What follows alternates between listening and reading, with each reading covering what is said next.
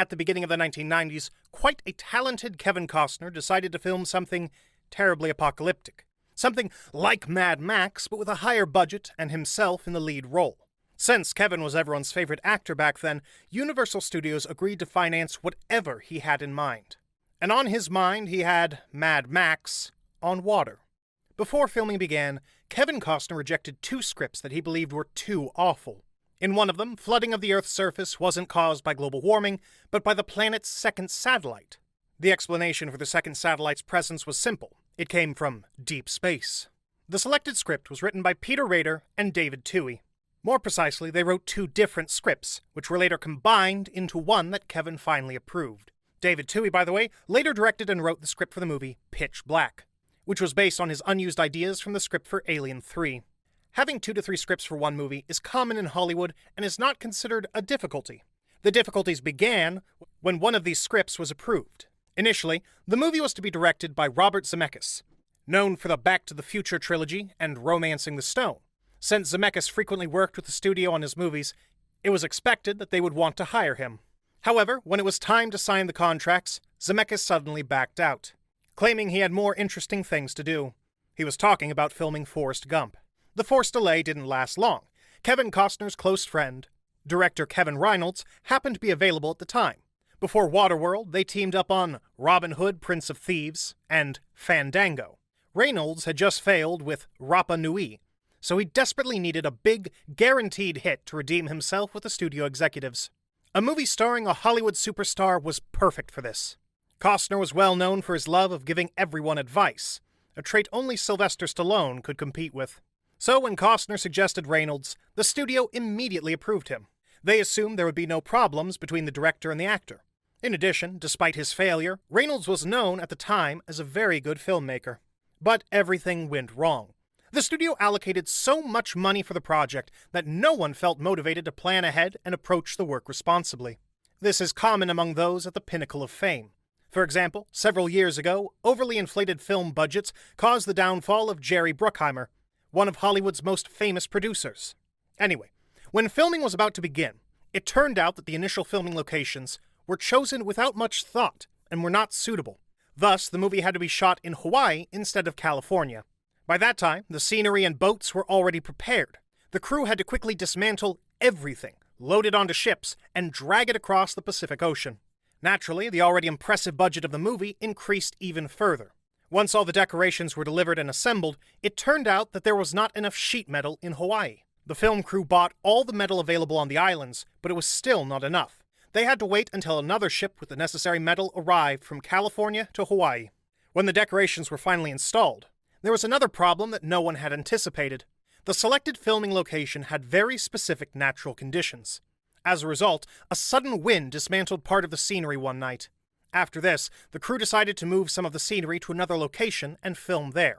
With constant filming delays, Costner decided it was time to unwind a little and rented the most expensive villa on the local coast at the studio's expense. A night in that place cost Universal Studios $4,500. Costner lived there for nearly 6 months. This means that Costner's accommodations alone added $1 million to the project's budget.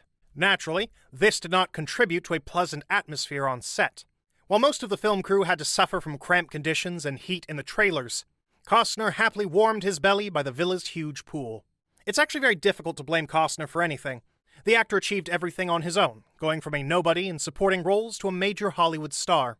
It would be strange to blame him for finally being able to afford a luxurious lifestyle. Yet there are situations where he should probably limit himself a little, especially when problems spiral out of control. The long-awaited start of filming didn't improve matters. Costner's advice irritated the director from day one. Reynolds and Costner already had disagreements on the set of Robin Hood, but they worked them out. With Waterworld, though, Reynolds reached his limit and left the project a month before filming wrapped. Kevin Costner had to finish the movie by himself. He wasn't too worried about it. After all, occupying the director's chair was not new to him. After Reynolds left, it turned out that the last 30 to 40 pages of the script needed to be rewritten. Josh Whedon, the creator of Buffy the Vampire Slayer, Firefly, and The Avengers, was invited from the mainland to help. As Whedon later admitted, back then he was somewhat of an errand boy, always called up to urgently fix something. And that's exactly what he did when he arrived. Kevin Costner, of course, was always there, desperate to offer his help. Whedon now laughs when he talks about their work together. He praises Costner for his excellent directing and acting skills, but considers him a terrible screenwriter. Whedon refers to the 7 weeks he spent working on the script as 7 weeks of hell. After filming wrapped and the studio counted its expenses, it turned out that the original budget of $110 million had grown to $170 million. According to rumors, Costner himself paid part of the costs in exchange for a significant percentage of future box office earnings. Sources say he spent around $20 to $30 million. But the movie's problems didn't end there. Costner didn't like the music composed by Mark Isham, who had previously worked on Time Cop and Point Break. Isham was quickly fired and replaced by James Newton Howard. His music, which he wrote in just 3 weeks, was approved by both Costner and the studio. However, they believe that the main reason for the project's failure was what happened next. Just 2 months before the premiere, pirates stole the nearly finished movie, which only lacked some special effects and a proper ending. Back then, it was impossible to count the number of torrent downloads or anything like that to get an idea of the disaster's scale. So there's no way to confirm or deny either the studio's cries that this had terrible consequences, or the opposing side's claims that it was not such a big deal. Released on July 28, 1995, Waterworld grossed $265 million against a production budget of $175 million. Waterworld became the most expensive movie in history upon its release, earning a spot in the Guinness Book of World Records. But it did not last long at the top. 2 years later, its place was taken by James Cameron's Titanic. Kevin Costner's career suffered greatly from the movie's failure, despite him being one of the top 5 actors at the time. If the actor had stayed within the original budget, the movie would have been profitable, and probably his reputation wouldn't have suffered as much. But with a $175 million budget, the studio had to make $350 million in theaters to break even nominally, given that marketing costs were not part of the production's budget.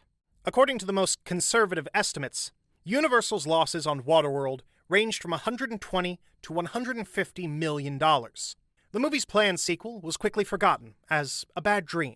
A few years ago, the studio shared documents detailing its 2012 expenses and income. According to them, Waterworld was finally able to break even and bring profit to the company 17 years after its release. Kevin Reynolds' work on the movie earned him a Golden Raspberry nomination for Worst Director. He experienced a sharp decline in his career and didn't make any notable movies after Waterworld.